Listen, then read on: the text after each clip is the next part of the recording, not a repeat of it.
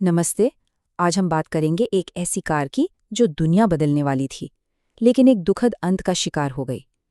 ये कहानी है एक बहुत बड़े सपने की, एक कमाल की इंजीनियरिंग की और बस एक छोटी सी मार्केटिंग गलती की जिसने सब कुछ बदल कर रख दिया। तो चलिए टाटा नैनो की इस दिलचस्प कहानी को और करीब से जानते हैं। तो ये कहानी शुरू होती है साल 2002 में। एक बारिश का दिन था।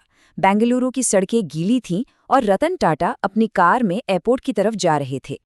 और तभी अचानक उनकी कार के ठीक सामने एक स्कूटर फिसल गया और उस पर बैठा पूरा का पूरा परिवार, पति, पत्नी, बच्चे सब सड़क पर आ गिरे। ड्राइवर ने जोर से ब्रेक लगाए और गाड़ी बस बाल बाल बची। उस दिन की वो तस्वीर, वो एक पल रतन टाटा को अंदर तक हिला गया।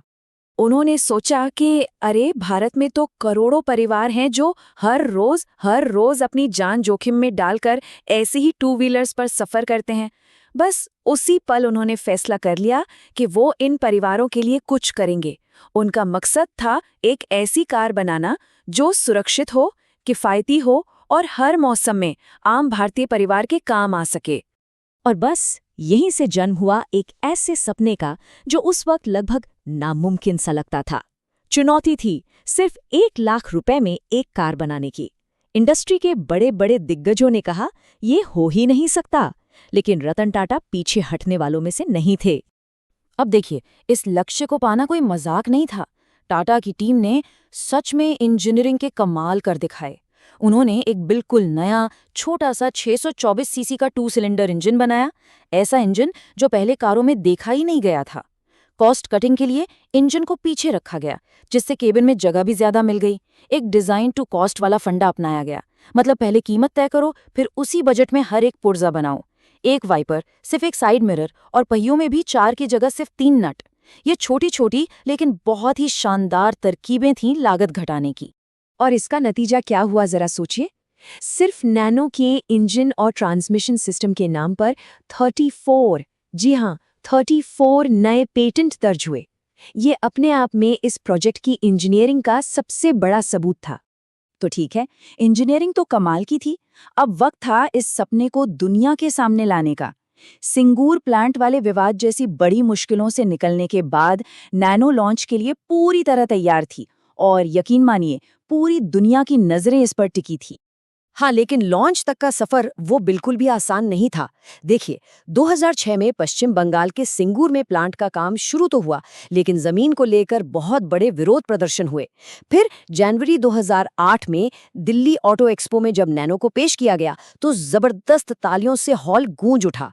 और आखिरकार प्लांट को गुजरात के साणंद में शिफ्ट करने के बाद 2009 में इसका कमर्शियल लॉन्च हो ही गया। और वो 2008 का लॉन्च, वो पल तो मतलब ऐतिहासिक था। पिछले कुछ सालों में स्टील, रबर, हर चीज की कीमतें आसमान छू रही थी। सबको लग रहा था कि अब तो नैनो की कीमत बढ़ेगी ही बढ़ेगी। लेकिन तभी रतन टाटा माइक पर आए और उन्होंने बस एक लाइन कही, a promise is a promise. एक वादा होता है। और उन्होंने ऐलान कर दिया कि नैनो की कीमत आज भी 1 लाख रुपए ही होगी। और इसका असर, अरे पूरे देश में जैसे एक लहर सी दौड़ गई। लॉन्च के सिर्फ पहले 17 दिनों में 2 लाख से भी ज्यादा बुकिंग्स हुई। ऐसा लगा मानो नैनो ने भारत की ऑटोमोबाइल इंडस्ट्री में एक क्रांति ला दी है। लेकिन जैसा कि अक्सर कहानियों में होता है, ये कहानी का सबसे ऊंचा मोड़ था। और इसके ठीक बाद धीरे धीरे ये सपना बिखरना शुरू हो गया। हकीकत उम्मीद से बहुत बहुत अलग निकली। तो सवाल ये उठता है कि आखिर गलत हुआ क्या? इतना शानदार आइडिया, इतनी जबरदस्त शुरुआत, इसके बावजूद नैनो फेल कैसे हो गई? सबसे पहली ठोकर तो लगी बिक्री में। देखिए, नैनो के जो असली ग्राहक थे वो छोटे शहरों और गांवों में थे, पर वहां टाटा का डीलरशिप नेटवर्क था ही नहीं। नैनो को बेचा जा रहा था बड़े बड़े शहरों के चमचमाते शोरूम्स में, जहां एक आम टू व्हीलर चलाने वाला ग्राहक जाने से भी कतराता था। और तो और कम आय वाले ग्राहकों को बैंकों से आसानी से लोन भी नहीं मिल रहा था और उन्हें पूरी पेमेंट एक साथ करनी पड़ रही थी, वो भी एक एक साल की लंबी वेटिंग के साथ। मतलब मुश्किलें ही मुश्किलें। और फिर आई वो खबर जिसने लोगों का भरोसा पूरी तरह से हिला दिया। नई नवेली नैनो गाड़ियों में आग लगने की तस्वीरें, खबरें, ये सब आग की तरह फैलने लगी। इन घटनाओं ने नैनो की सेफ्टी को लेकर एक बहुत ही नेगेटिव इमेज बना दी। और इस इमेज को एक और गहरा झटका तब लगा जब ग्लोबल एनसीएपी के क्रैश टेस्ट हुए और नैनो को सेफ्टी के लिए मिले 0 स्टार, 0। ये कार की साख के लिए एक तरह से आखिरी कील साबित हुआ। तो धीरे धीरे लोगों के मन में ये बात घर कर गई कि नैनो कोई कार नहीं बल्कि एक समझौता है। उसके ऑटो रिक्शा जैसे इंजन की आवाज़, उसका सस्ता सा प्लास्टिक इंटीरियर और फीचर्स की कमी, हर चीज़ में एक अधूरापन सा लगने लगा। लेकिन नैनो की कहानी की सबसे बड़ी सीख इसकी इंजीनियरिंग में नहीं, इसकी सेफ्टी में भी नहीं, बल्कि इसकी मार्केटिंग में छिपी है। सबसे बड़ी और शायद जानलेवा गलती थी इसे सबसे सस्ती कार के तौर पर पेश करना। हुआ ये कि नैनो लोगों की कार यानी पीपल्स कार बनने की बजाय गरीब आदमी की कार बन गई, और बस यहीं पर सारा का सारा खेल बिगड़ गया। देखिए, ये स्लाइड ये एक तरह से पूरी कहानी का सार है। भारत जैसे देश में कार सिर्फ एक जगह से दूसरी जगह जाने का साधन नहीं है, वो एक स्टेटस सिंबल है, एक सामाजिक प्रतिष्ठा का प्रतीक है। जब हम कहते हैं किफ़ायती या अफोर्डेबल, तो इसका मतलब होता है समझदारी, वैल्यू फॉर मनी। लेकिन जब हम कहते हैं सस्ता या चीप, तो ये शब्द मजबूरी और कम हैसियत से जुड़ जाता है। अब जरा सोचिए, कोई भी अपनी पहली कार खरीदकर दुनिया को ये तो नहीं बताना चाहेगा ना कि उसने दुनिया की सबसे सस्ती कार खरीदी है। और इसका नतीजा हमें बाजार में साफ साफ दिखा। ग्राहकों ने हिसाब लगाया कि अरे, लगभग उतने ही पैसों में तो एक सेकंड हैंड मारुति ऑल्टो मिल रही है, जो एक बड़ा भरोसेमंद ब्रांड है, जिसमें फीचर्स भी ज़्यादा हैं और जिसकी समाज में इज्जत भी ज़्यादा है। सबसे सस्ती का टैग नैनो पर बहुत भारी पड़ गया। तो अब हम पहुंच चुके हैं कहानी के आखिरी पड़ाव पर। ये वो दौर था जब नैनो को बचाने की हर कोशिश नाकाम हो रही थी और वो धीरे धीरे गुमनामी की ओर बढ़ रही थी।